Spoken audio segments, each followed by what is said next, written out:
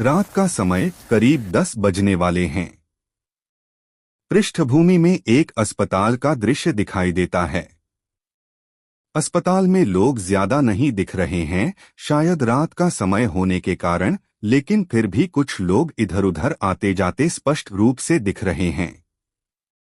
कुछ लोग दवाइयां लेने के लिए लाइन में खड़े हैं और कुछ छोटे बच्चों के साथ कुछ लोग अस्पताल के पास की कैंटीन में खाना खा रहे हैं।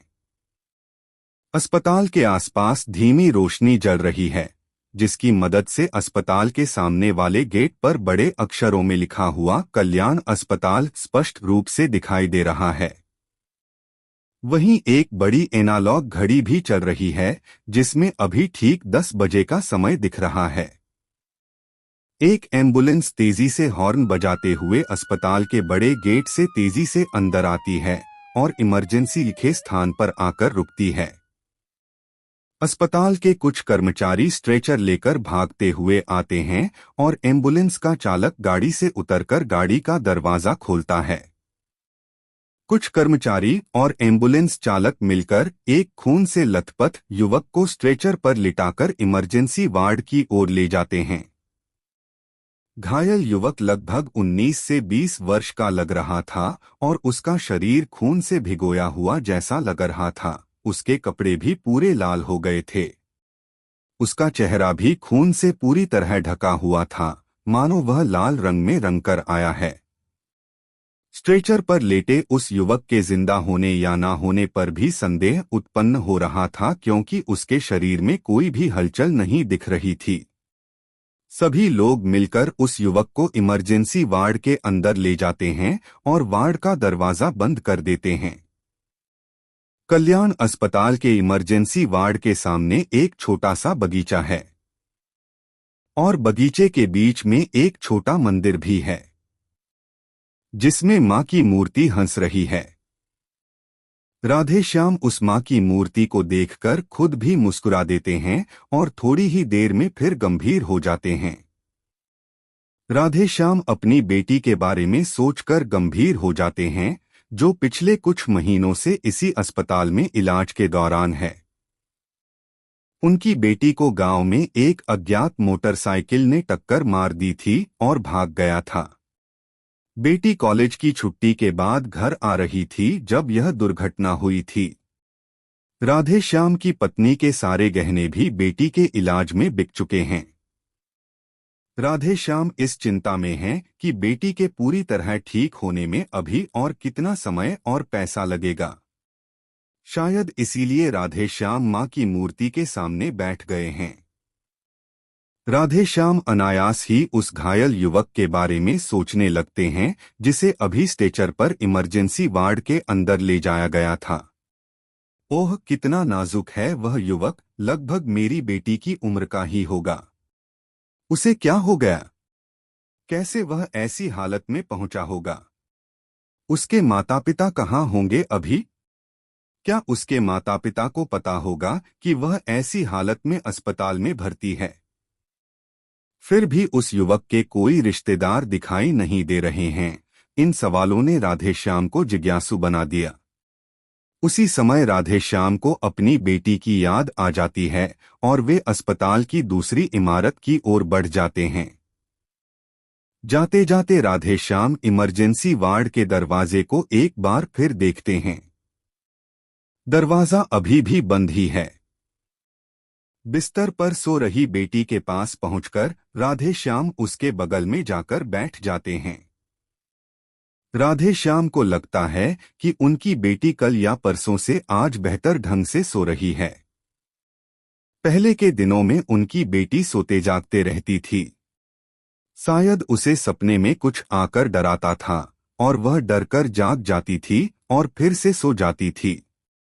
लेकिन आज वह गहरी नींद में सो रही है, मानो कई दिनों से उसने सोया ही नहीं है।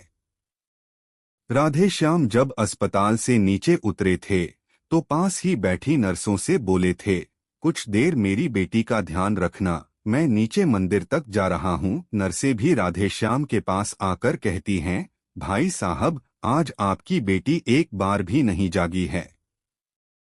ऐसा पहली बार हो रहा है कि आपकी बेटी इस तरह गहरी नींद में मस्त सो रही है।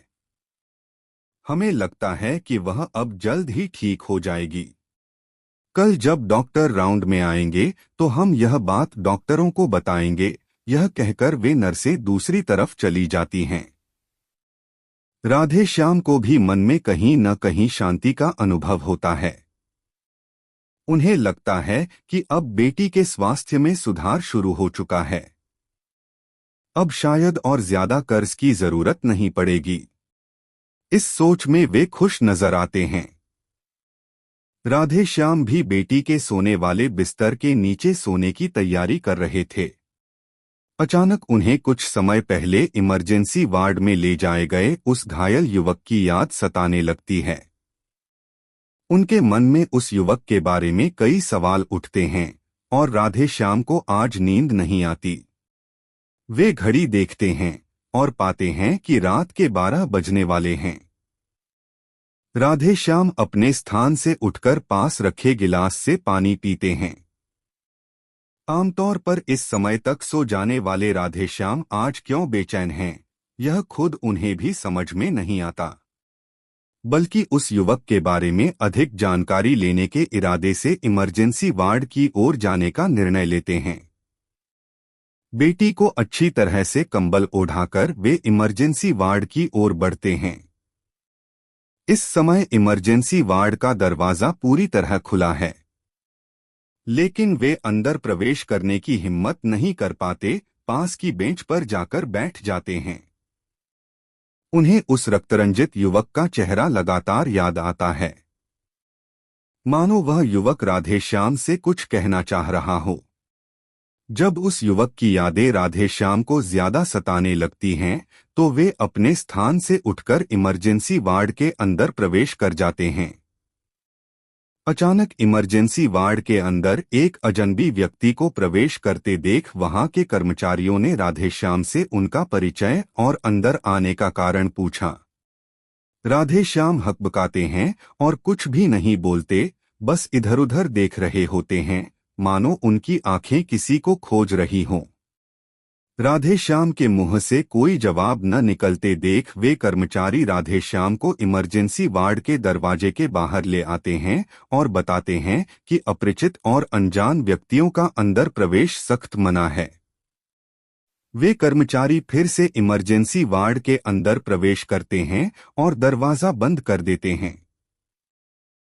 राधेश्याम उलझन में पड़कर फिर से इमरजेंसी वार्ड के पास की बेंच पर जाकर बैठ जाते हैं, लेकिन उनकी आंखें उस वार्ड के बंद दरवाजे पर लगातार गड़ी रहती हैं। तभी किसी ने उन्हें काका कहकर पुकारा। राधेश्याम आवाज की दिशा में मुड़कर देखते हैं और पाते हैं कि एक जवान अपरिचित युवक ने उन्हें काका कहकर पुकारा है। वे उलझन में पड़ते हैं और कहते हैं, बाबू तुमने मुझे पुकारा? उस युवक ने जवाब दिया, हाँ काका, मैंने ही आपको पुकारा। आप काफी चिंतित लग रहे थे और अचानक अंदर भी चले गए थे। फिर अंदर के कर्मचारियों ने आपको फिर से बाहर लाकर रखा। इसलिए मुझे आपके बारे में जानने की इच्छा हुई और मैंने आपको पुकारा। क्या आपका कोई व्यक्ति इमरजेंसी वार्ड के अंदर है? उस युवक के सवाल से राधेश्याम थोड़ा चौंकते हैं और कुछ देर में शांत होकर कहते हैं, नहीं बाबू, इस वार्ड के अंदर मेरा कोई नहीं है। कुछ समय पहले यहाँ घूमते हुए मैंने एक युवक को देखा था, लगभग तुम्हारी ही उम्र का, जिसे खून से लथपथ हालत में इस अस्पताल में लाया गया था। उस युवक को इमरजेंसी वार्ड के अंदर ले जाया गया था। मुझे बस उस युवक के बारे में जानने की जिज्ञासा हो गई और मैं यहाँ आकर बैठ गया। मुझे पता था कि सीधे अंदर नहीं जाया जा सकता, लेकिन फिर भी मैं खुद को रोक नहीं पाया। मुझे नहीं पता कि उस युवक के बारे में जानने की इच्छा मुझे क्यों सताने लगी है। बस बात इतनी ही है। राधेश्याम की बात सुनकर वह अपरिचित युवक कहता है, मानव चेतना की शक्ति को आज तक कोई समझ नहीं पाया है काका। अनायास ही किसी की चेतना पर विभिन्न चीजों का क्या प्रभाव पड़ता है, यह स्वयं व्यक्ति को भी पता नहीं चलता। किसी के दुख में रोने का मन करता है, भले ही वे लोग हमारे मित्र या संबंधी न हों। अवचेतन मन हमें रोने के लिए मजबूर कर देता है। इसी तरह जलन, ईर्ष्या और लालच भी हमें सोचे बिना कुछ करने के लिए मजबूर कर देते हैं। शायद आपको उस युवक के प्रति करुणा जागने की वजह से ऐसा महसूस हो रहा है। उस युवक की बात सुनकर राधेश्याम और भी चौंककर उसे देखते हैं, मानो उन्होंने उस युवक की बातों का एक अंश भी नहीं समझा हो, और कहते हैं, खैर बेटे, शायद ऐसा ही कुछ होगा, मैं कुछ नहीं जानता। युवक फिर कहता है, आपको उस घायल युवक के बारे में जानने की इच्छा इसलिए हुई होगी क्योंकि शायद आपके भी घर में उसके बराबर उम्र के बेटे बेटी या भाई भतीजे होंगे जिनसे आपको बहुत प्यार है, इसलिए आपको ऐसा अनुभव हुआ होगा। अब राधेश्याम को उस युवक की बात समझ में आती है और वे सिर हिलाते हुए कहते हैं, हाँ बेटे, मेरी भी लगभग उसी उम्र की एक बेटी है जिसका इसी अस्पताल में पिछले कुछ महीनों से इलाज चल रहा है। और बेटे, तुम कौन हो? इस अस्पताल में होने का कारण क्या है? क्या तुम्हारा कोई रिश्तेदार यहाँ भर्ती है? राधेश्याम के प्रश्न का उत्तर देते हुए युवक कहता है, काका, मेरा नाम अभय है। मैं अपने पिता, माता और बहन के साथ रहता हूँ। मेरा घर यहाँ से लगभग 20 किलोमीटर दूर सुंदर नगर में है, जिसे सुंदरपुर भी कहते हैं। मेरे पिता पूर्व सैनिक हैं। माँ का निधन तब हो गया था जब मैं छोटा था।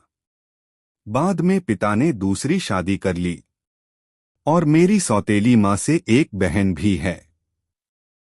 सौतेली माँ होते हुए भी वह मुझे बहुत प्यार करती हैं और मेरी बहन भी बहुत समझदार है।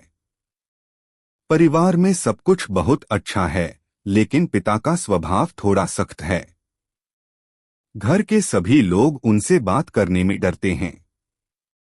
मुझे भी उनसे बहुत डर लगता है, लेकिन लगता है कि पिता मुझे सबसे ज्यादा प्यार करते हैं, शायद इसलिए कि मैं बचपन में ही माँ को खो चुका था। इस अस्पताल में मेरा कोई रिश्तेदार भर्ती नहीं है। मैं अपने पिता से मिलने यहाँ आया हूँ। शायद पिताजी को आने में देर होगी, इसलिए मैं यहाँ बैठकर उनका इंतजार कर रहा हूँ। उस युवक अभय की बात सुनकर राधेश्याम कहते हैं, बेटे, क्या तुम्हारे पिता इस अस्पताल में कार्यरत हैं? युवक अभय मुस्कुराकर कहता है, नहीं काका, मेरे पिता यहाँ काम नहीं करते। वह कहीं और भी काम नहीं करते। मेरे दादा भी सेना में थे। उन्होंने दूसरे विश्व युद्ध में भाग लिया था और अपनी वीरता के लिए भारत सरकार से पदक और काफी संपत्ति प्राप्त की थी। सुंदरपुर में हमारी काफी संपत्ति है। पिता भी दादा के नक्शे कदम पर चलते हुए भारतीय सेना में शामिल हुए और दादा की संपत्ति में और भी जोड़ते रहे। एक दिन पिता देहरादून गए थे। वहां एक बड़े घर में आग लगी थी और एक बच्चा 7वीं मंजिल की बालकनी से रो रहा था। उस बच्चे को बचाने के लिए पिता ने तुरंत उस घर की बालकनी पर चढ़कर 7वीं मंजिल पर पहुंचे और बच्चे को अपने साथ लिया। तब आग बहुत बढ़ चुकी थी। बच्चे को लेकर फिर नीचे उतरना संभव नहीं था, तो बालकनी में कुछ सोचते हुए बैठे रहे। नीचे कुछ लोग जमा हो गए और उन्होंने चादरें फैला दी। पिता ने पहले बच्चे को सुरक्षित फेंक दिया। बच्चा बिल्कुल सुरक्षित नीचे पहुंच गया, लेकिन पिता का वजन ज्यादा था, इसलिए चादरें उन्हें संभाल नहीं पाईं और पिता का बायां पैर वहीं टूट गया। बाद में इलाज के दौरान पिता सामान्य हो गए, लेकिन पैर ठीक से चल नहीं पाता। कहीं जाने के लिए उन्हें लाठी का सहारा लेना पड़ता है। उन्होंने सेना से अवकाश लेकर घर पर छोटा मोटा काम करना शुरू कर दिया। पिताजी मुझे भी भारतीय सेना में शामिल होने के लिए कहते थे, लेकिन मुझे नौकरी में कोई दिलचस्पी नहीं थी। मैं अपने दोस्तों की तरह विदेश जाना चाहता था, जो बात पिता को बिल्कुल पसंद नहीं थी। इतना कहकर वह युवक अभय एक क्षण के लिए चुप हो जाता है। फिर कहता है, कल मेरे और पिताजी के बीच थोड़ी बहस हो गई थी। पिताजी कह रहे थे, बेटे अभय, विदेश जाकर क्या करोगे? भगवान की कृपा से हमारे पास काफी संपत्ति है और तुम हमारे एकमात्र बेटे हो। हमारी देखभाल कौन करेगा अगर तुम नहीं होगे तो? बेटा, विदेश जाने की बात मत करो। बुढ़ापे में मैं तुम्हें खुद से दूर नहीं भेज सकता। विनती है, यहीं रहकर कुछ करो, मैं पूरी मदद करूंगा। लेकिन मेरे सभी दोस्त मुझे विदेश से फोन करके चिढ़ाते थे, यहाँ बहुत मजा है। बेटे होकर देश विदेश घूमना चाहिए। कुएं के मेंढक की तरह वहीं क्यों बैठा रहता है? क्या तू अपने पिता की तरह आर्मी में ही नौकरी करेगा? वे कहते रहते थे। इसलिए मैंने अपने पिता से कहा था, नहीं बाबा, मैं किसी भी तरह से विदेश जाना चाहता हूँ। मैं यहाँ बिल्कुल भी नहीं रह सकता। मेरे सारे दोस्त विदेश में हैं। मुझे यहाँ की बजाय वहाँ मजा आएगा। फिर यहाँ बहन और माँ तो हैं ही आपकी देखभाल के लिए। मेरे जाने से क्या फर्क पड़ेगा? यह सुनकर बाबा बहुत नाराज हो गए और बोले, जो करना है कर। तुझे मैं किसी भी तरह से समझा नहीं पाया। बुढ़ापे में बेटे का महत्व तुझे समझ नहीं आया। कल परसों जब तेरी शादी हो जाएगी और तेरे बच्चे होंगे, तब तुझे मेरी बात का महत्व समझ आएगा। इतना कहकर बाबा गुस्से में कमरे के अंदर चले गए थे। मैं भी बाबा को समझा नहीं पाया और गुस्से में बाइक लेकर बाहर निकल गया था। लेकिन अब मुझे लगता है कि बाबा की सभी बातें सही थीं। मैंने बाबा का दिल दुखाया है और उनसे माफी मांगना चाहता हूँ, इसलिए मैं यहाँ अपने बाबा का इंतजार कर रहा हूँ। वे जरूर यहाँ आएंगे। यह कहते हुए अभय ने अपनी जेब से पर्स निकालकर अपने बाबा की फोटो राधेश्याम को दिखाई। राधेश्याम पर्स को पकड़कर एक पल के लिए उस फोटो को ध्यान से देखते हैं और कहते हैं, बेटा, तुम्हारे बाबा को पता है कि तुम यहाँ हो? जवाब में हंसते हुए अभय कहते हैं, नहीं काका, लेकिन मेरे बाबा का एक खास आदमी इमरजेंसी वार्ड के अंदर है। देरस वे उससे मिलने बाबा जरूर आएंगे। क्या आप मेरा एक छोटी सी मदद करेंगे काका? अगर आपने मेरे बाबा को यहाँ देखा तो कहना कि आपका बेटा अभय बहुत शर्मिंदा है और माफी मांगना चाहता है। और यह भी कहना कि अब से कभी भी बाबा का दिल नहीं दुखाएगा। अभय की बातें सुनकर राधेश्याम को अभय के प्रति बहुत सहानुभूति होती है और वे कहते हैं, बेटा, तुम में एक अच्छे बेटे के सारे गुण हैं।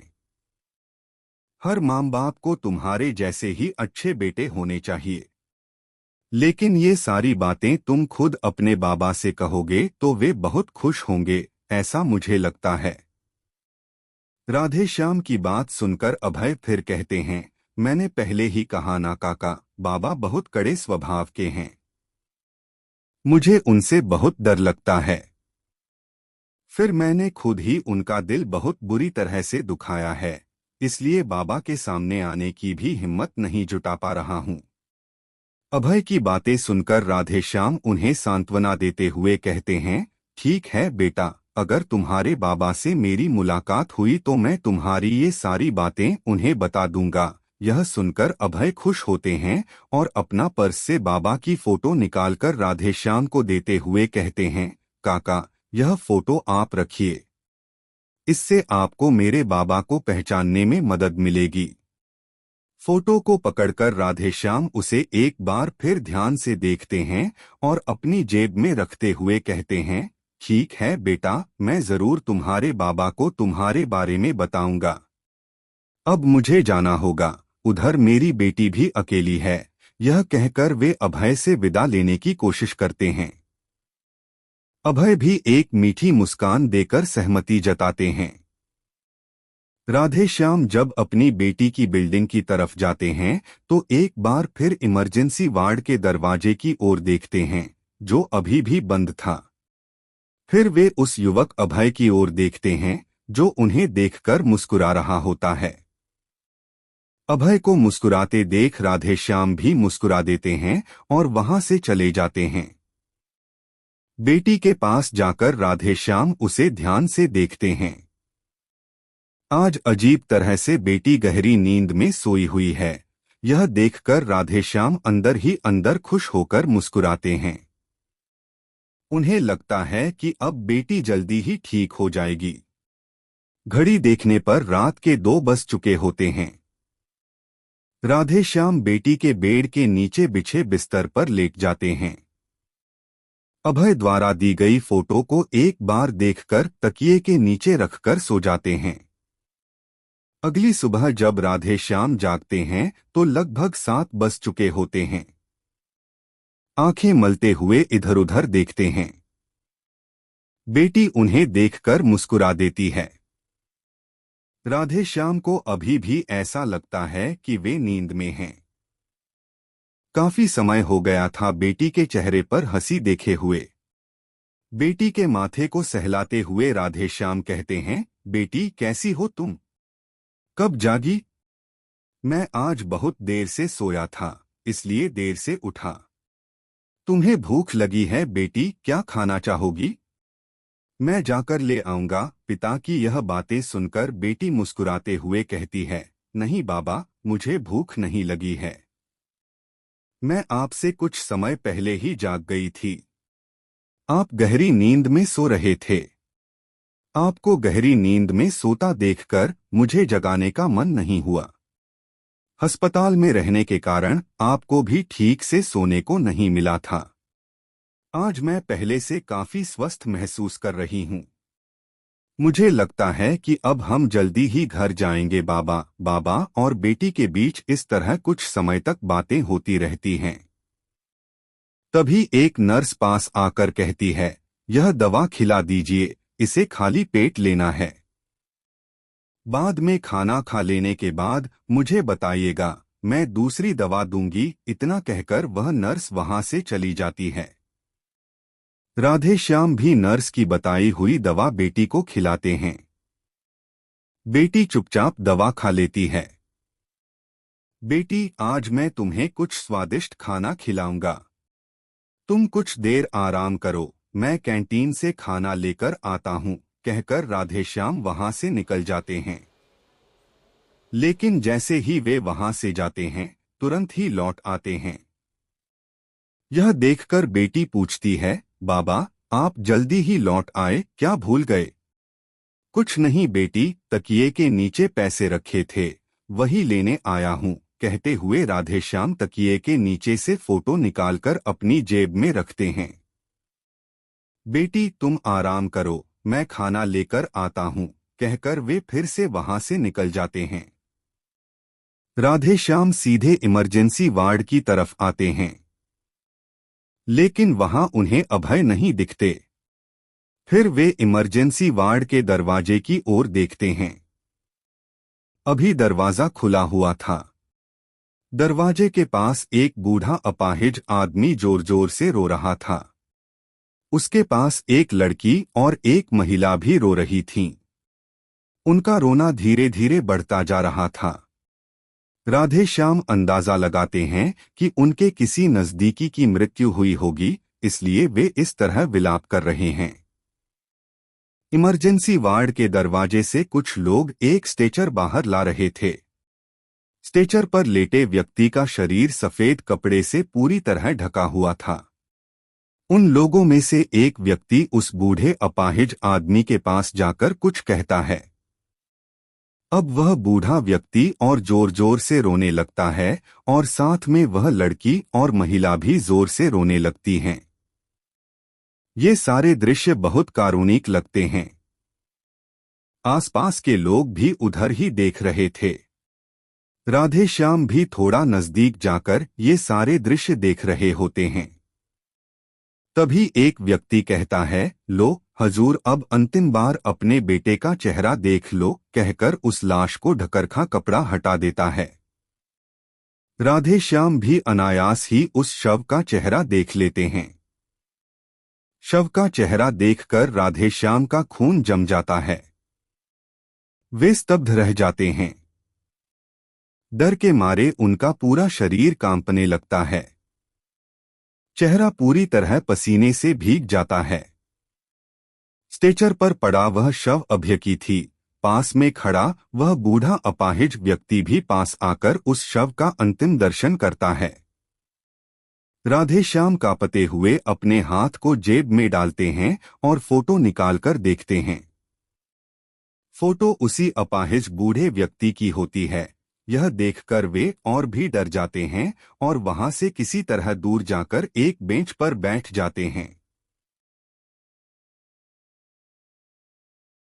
कल ही रात को मिले उस युवक, उसके साथ हुई बातचीत राधेश्याम की कानों में गूंजती है और वो अपाहिज बूढ़े व्यक्ति की फोटो हैरान कर देती है राधेश्याम को। सबसे ज्यादा उस युवक अभय का अपने पिता को दुख पहुंचाने के लिए किया गया शिकायत, ये सभी बातें राधेश्याम को बहुत बड़ा झटका देती हैं। वे बैठे बैठे बेहोश होकर जमीन पर गिर पड़ते हैं। उनके हाथ में वह बूढ़े अपाहिज व्यक्ति की फोटो है। अचानक राधेश्याम को जमीन पर गिरते देख वहां मौजूद कुछ लोग इकट्ठा हो जाते हैं और उनके चेहरे पर पानी छिड़कते हैं। राधेश्याम धीरे धीरे सामान्य होते हैं और उनके हाथ में वह फोटो अभी भी रहता है। आज राधेश्याम ने एक अवर्णनीय घटना का साक्षी बनने का अनुभव किया। अभय ने अपने पिता को दुख पहुंचाया और माफी मांगी, यह बात उनके कानों में बार बार गूंज रही है। वे उस बूढ़े अपाहिज व्यक्ति के पास जाकर बात करने में हिचकिचाते हैं। उन्होंने सोचा कि अभय ने माफी मांगने के लिए उन्हें यह फोटो दिया होगा। इस विचार के साथ वे उस बूढ़े अपाहिज व्यक्ति के पास जाकर अभय द्वारा दी गई फोटो उन्हें सौंपते हैं और कहते हैं, मैं आपको और आपके बेटे को नहीं जानता, नहीं मेरी पहले कभी आपसे मुलाकात हुई है। लेकिन कल रात की असामान्य घटना ने मुझे आपकी पहचान अच्छी तरह से पता चल गई है। यह केवल आपकी फोटो नहीं है, बल्कि यह आपके बेटे अभय द्वारा आपसे मांगी गई माफी का प्रमाण है। मैं इस घटना का साक्षी हूँ। मुझे पता है कि आपको विश्वास नहीं होगा कि रात को मेरी अभय से मुलाकात हुई थी और हम दोनों के बीच काफी बातचीत हुई थी। मैं खुद हैरान हूं कि एक कैसे संभव हो सकता है। कृपया इस बारे में मुझसे और सवाल न करें, मैं और कुछ नहीं बता सकता। राधेश्याम की बातें सुनकर अभय के पिता केवल उन्हें देखते रहते हैं।